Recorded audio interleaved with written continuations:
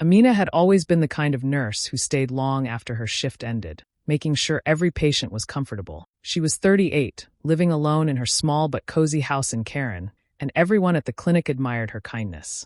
But months of double shifts, sleepless nights, and skipped meals finally caught up with her. One morning, while preparing to check on a patient, her vision blurred and she collapsed.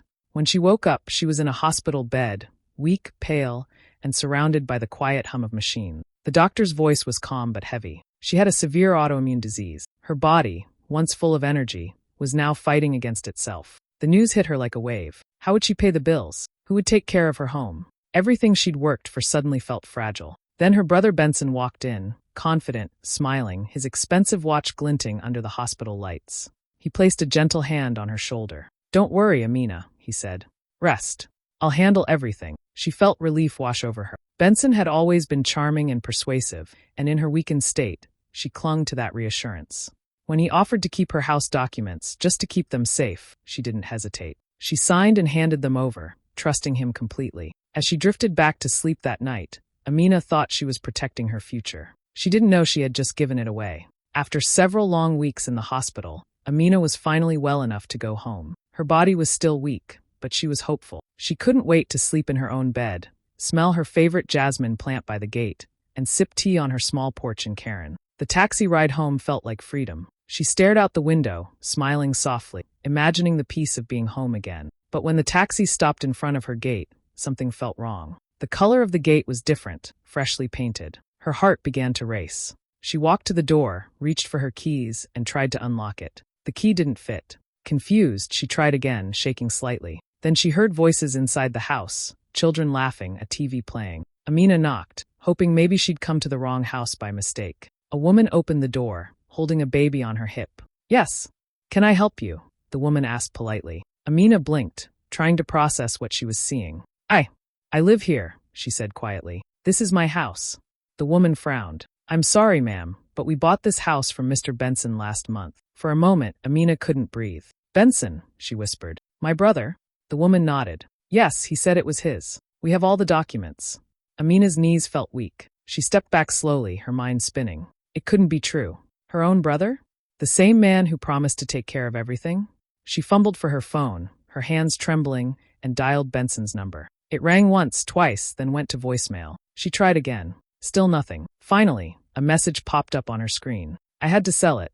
You couldn't manage it anyway. I'll pay you back." That single text shattered her. It wasn't just about the house. It was about trust, about love, about family. The walls she had built her life around were gone, sold without her knowledge or consent. She stood outside for a long time, staring at her old home through the rain. Her clothes clung to her skin, her hair dripping, but she didn't move. Inside, she could hear laughter, not hers, not her family, just strangers living a life that used to be hers. When the rain grew heavier, she finally sat down on the bench near the gate, the one Benson helped her build years ago. The cold water mixed with her tears until she couldn't tell the difference. In that moment, Amina realized something painful. Betrayal doesn't always come from enemies. Sometimes it comes from the people you'd give your last breath to protect. And as thunder rolled over the Nairobi sky, she whispered softly to herself, "You took my home, Benson, but you won't take my spirit." Amina's new life started in a small, single-room apartment in Kibra. It was nothing like her old house in Karen. No garden, no porch, no jasmine flowers by the gate.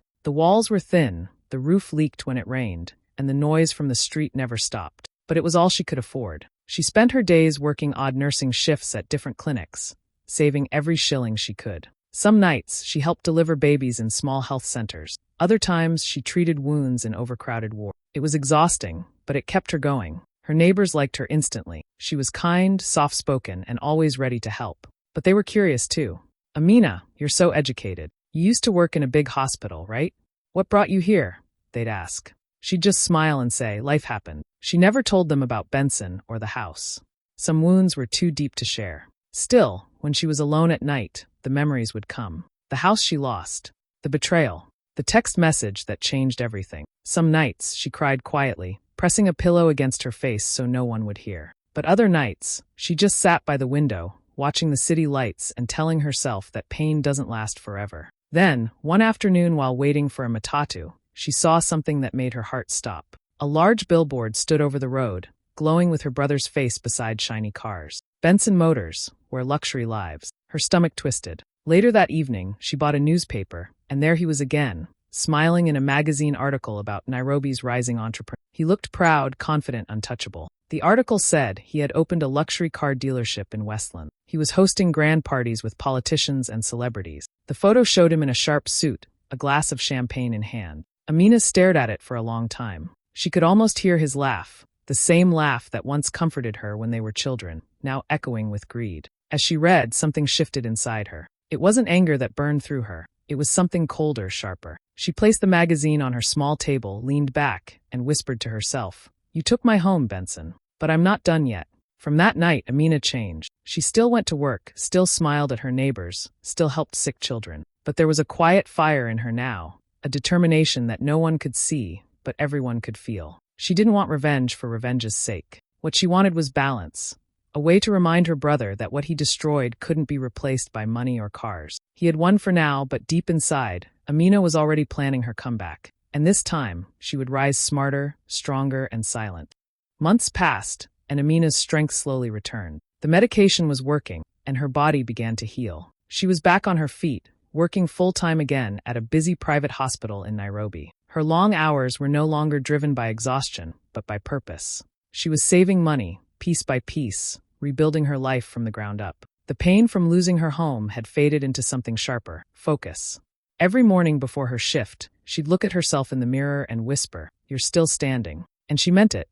But no matter how much time passed, one thing never left her mind, Benson. Her brother was still living large, appearing in magazines, posing next to luxury cars, shaking hands with politicians. His business looked untouchable, but Amina knew better. She knew him, his habits, his weaknesses, his greed. Benson always wanted more, no matter how much he already had. That was the crack in his armor. One evening at the hospital, Amina overheard two businessmen in the waiting area talking about being scammed by a flashy car dealer named Benson. She froze. Later, she politely introduced herself and asked one of them for more details. That man was Mr. Karanja, a wealthy, well-connected investor who had lost millions in a bad deal with Benson years before. When Amina told him who she was, his eyebrows shot up. "You're his sister?" he asked, surprised. "Yes," she said softly, "and I think I know how to make things right." Intrigued, Karanja invited her for coffee the next day. Over steaming cups at a small cafe in Kilimani, she told him everything, how Benson tricked her, how he stole her house while she lay in a hospital bed, and how he never once looked back. By the time she finished, Karanja was shaking his head in disbelief, half angry, half amused. He leaned back in his chair and asked with a grin, "So, Amina, you want to ruin him?"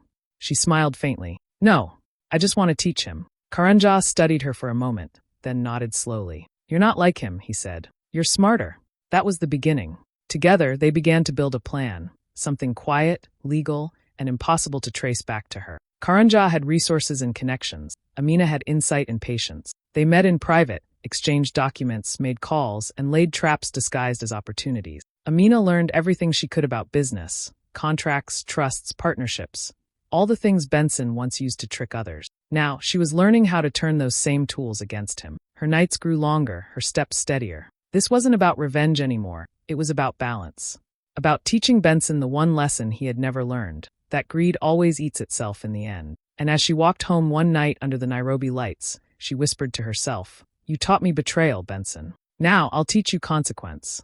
Amina's plan with Mr. Karanja began to take shape like a carefully written story. Every detail had to be perfect, believable, tempting, and completely legal. Karanja used his business connections to draft a proposal for a new project, a high-end medical clinic that promised huge return. The idea looked flawless on paper: modern equipment, international investors, and a solid business plan. Anyone hungry for profit would jump at it. And Benson, they both knew, was always hungry. The plan was simple but brilliant. The clinic would need funding from select investors. In return, partners would temporarily transfer part of their assets into a shared trust, just for security, standard procedure in big investments.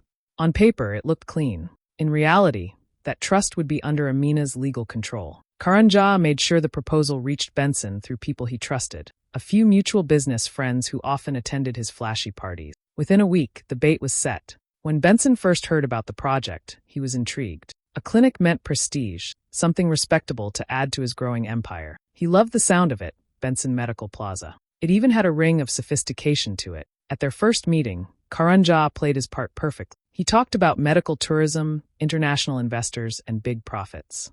Amina, sitting quietly in the corner, was introduced only as a consultant nurse.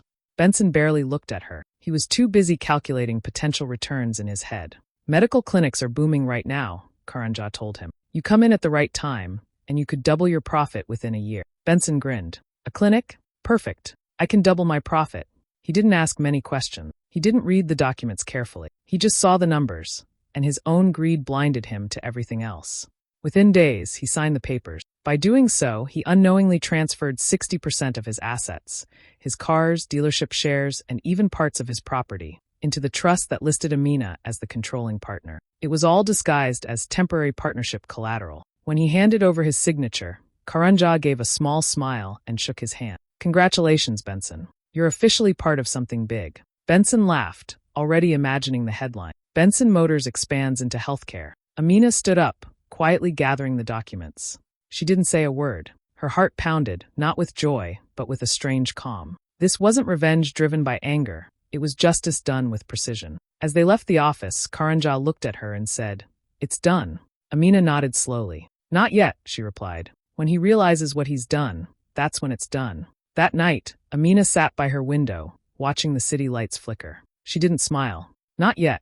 The storm hadn't hit Benson's world, but it was coming, and this time, he wouldn't see it coming until it was too late. It took a few weeks before Benson realized something was wrong. At first, it was small things: a payment that didn't go through, a supplier complaining about missing funds, a bank officer asking for verification. He brushed it off, confident his accountants would fix it. But then one morning, he woke up to find all his business accounts frozen. Every last shilling was locked. His calls to the bank went unanswered. His lawyers had no idea what was happening, and panic began to creep in. By the third day, he was furious.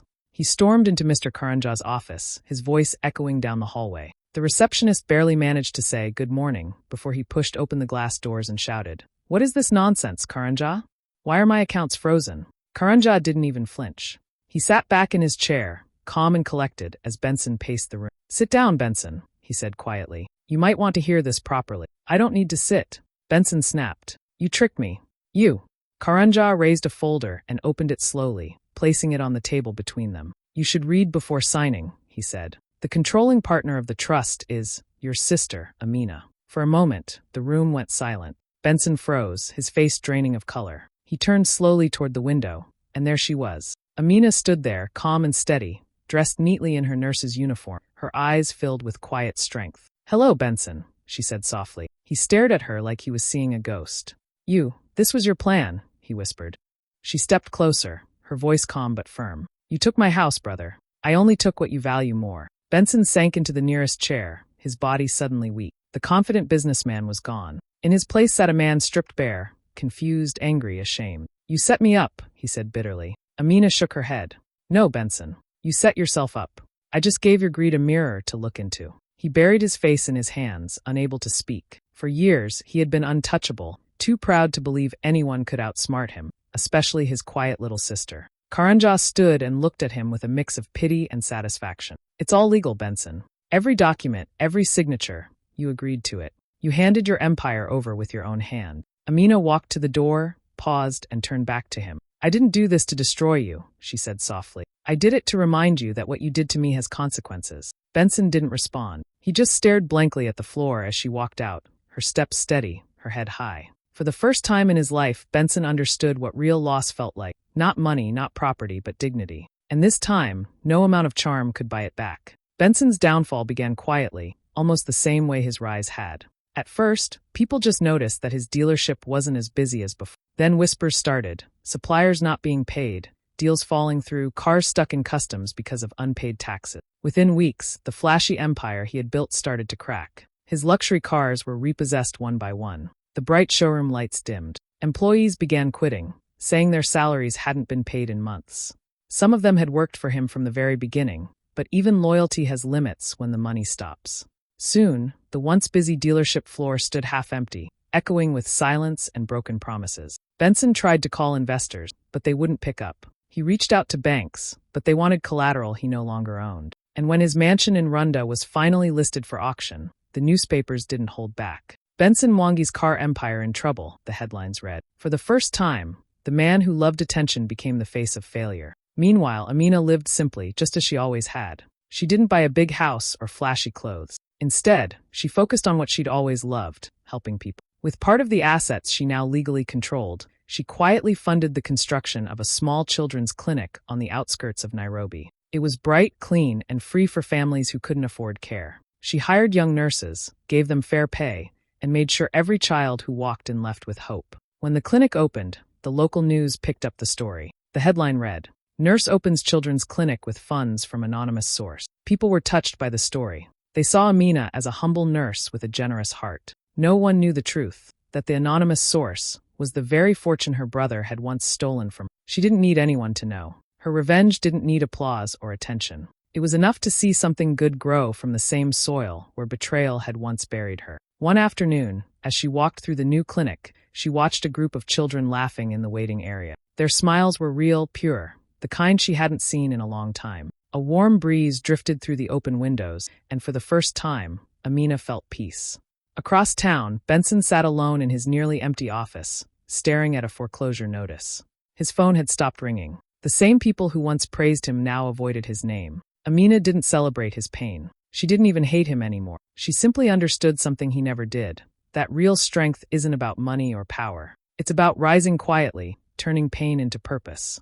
She didn't need revenge to be loud. Her silence was enough. It was a quiet morning at the clinic when Amina saw a familiar figure standing by the gate. For a moment, she thought her eyes were playing tricks on her. The man looked nothing like the confident Benson she once knew. His sharp suits were gone, replaced by a wrinkled shirt. His face looked tired, thinner, older. Even his once sure walk had turned into a slow, hesitant shuffle. He stood there for a long time before stepping inside. The nurses glanced at him curiously but said nothing. They could sense something heavy in the air. When Amina finally walked out of her office, their eyes met. For a second, neither spoke. The weight of everything that had happened hung between them like unspoken words. "Amina," he said softly, his voice breaking. "I'm sorry.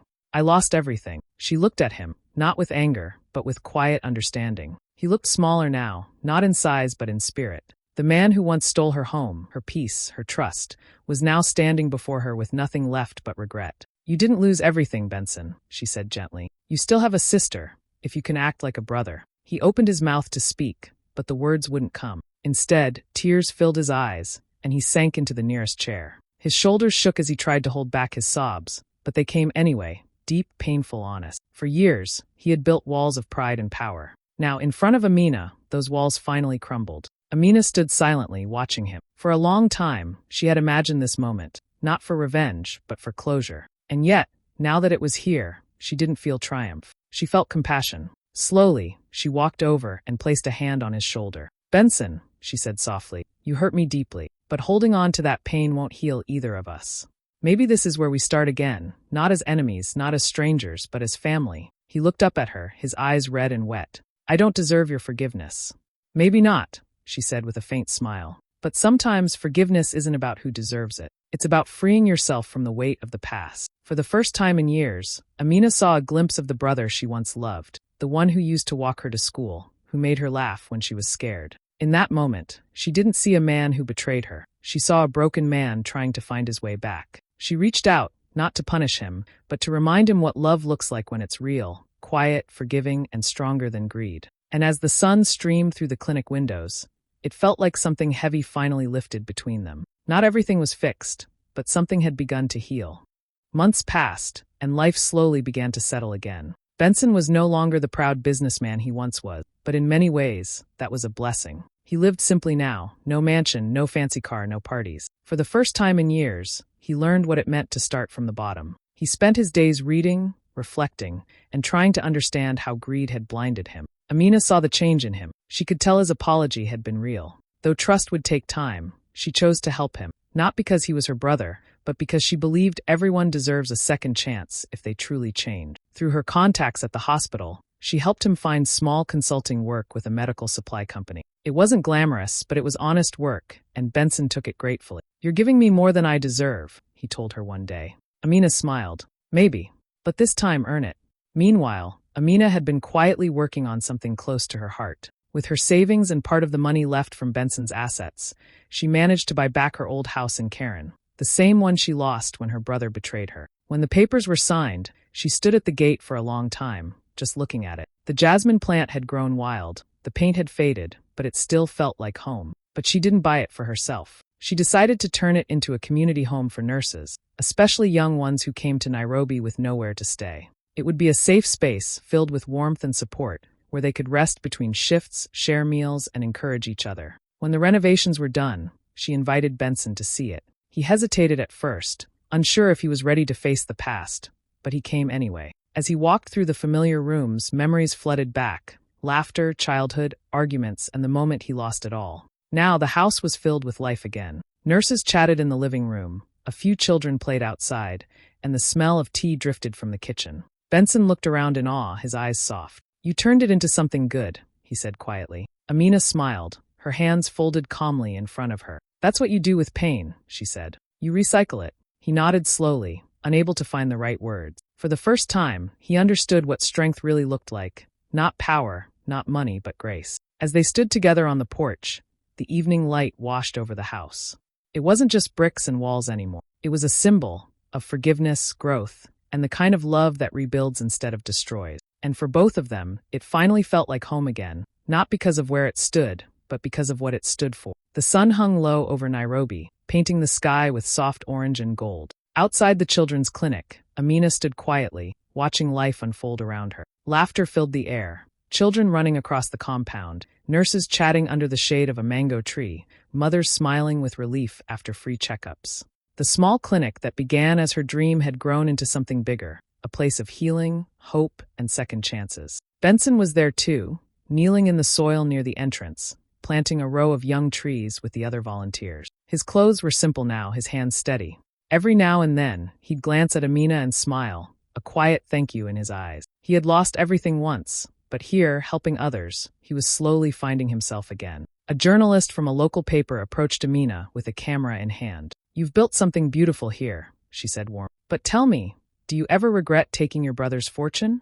Amina looked out at the children playing in the distance, and then back at the reporter. A small, calm smile touched her face. "No," she said softly. "I only returned what was mine, dignity." The journalist nodded, moved by her words, and walked away. Amina took a deep breath, feeling the evening wind brush her face. The city buzzed faintly in the distance, but here, everything was peaceful. Benson stood beside her now, wiping the dirt from his hand. They didn't need to say anything. The silence between them was full of understanding. As the sun dipped below the horizon, Amina's voice echoed softly in her mind. "Family isn't who shares your blood. It's who honors your heart." And with that, the day ended, not in revenge or sorrow, but in peace, forgiveness, and quiet strength.